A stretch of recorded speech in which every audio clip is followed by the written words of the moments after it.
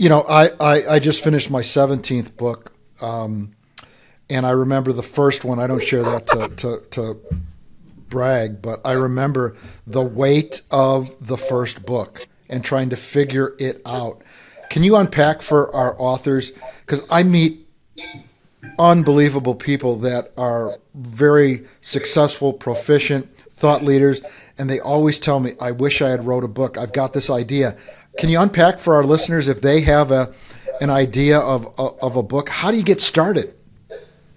Yeah, it's really interesting. Well, I think it's particularly profound right now because of AI. You can just plug some things into ChatGPT and it'll come back and say, well, this may be something. We didn't have that 8-10 years ago. And I think starting with a core of what you're trying to communicate. And I think that, I think that is probably true in most every book that's written is, what do you want to accomplish? And even if you were to take that core and put it into ChatGPT, you'd still have something that was true to you.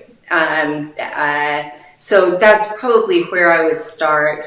And then I worked with a dear friend who is a incredibly accomplished author here in Europe.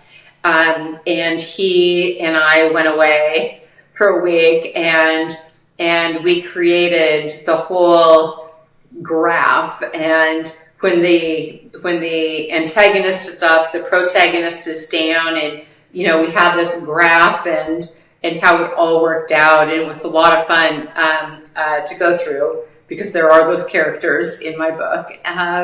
So it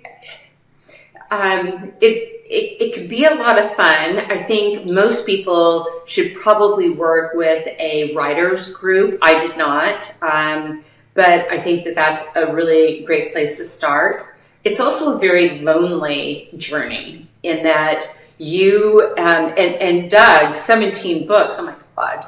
I think there are some times when you're just so focused and there's nothing. You can't have anything else. You're just completely focused.